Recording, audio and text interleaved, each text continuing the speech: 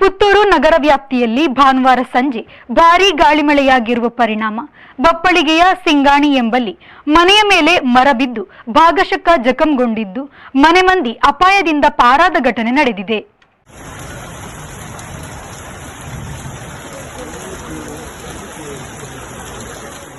ಬಪ್ಪಳಿಗೆಯ ಸಿಂಗಾಣಿಯ ಕಮಲ ಎಂಬವರ ಮನೆಯ ಮಾಡಿನ ಶೀಟು ಗಾಳಿಗೆ ಹಾರಿ ಹೋಗಿದ್ದು, ಉರ್ಲಾಂಡಿಯಲ್ಲಿ ಶೋಭಾ ಹೆಗ್ಡೆ ಎಂಬವರ ಮನೆಯ ಮೇಲೆ ಮರ ಬಿದ್ದು ಭಾಗಶಃ ಜಖಂಗೊಂಡಿದೆ.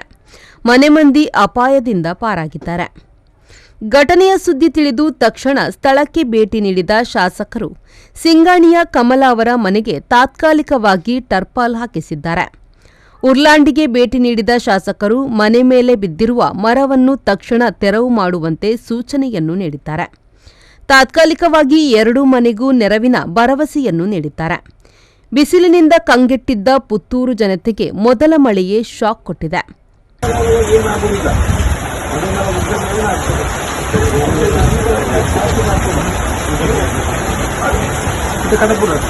ಪ್ಲಾಸ್ಟಿಕ್ ತಗೊಂಡು ಮಾಡ್ತೇವೆ ಈಗ ದುಡ್ಡು ನಾನು ಕೊಡ್ತೇನೆ ಎಷ್ಟಂತ ಹೇಳಿದ್ರೆ ಆಯ್ತಾಯ್ತು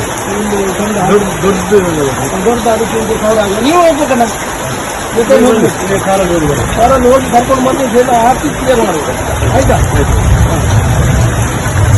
ಮಾತು ಕೊಡ್ತಾರ ಅಮ್ಮ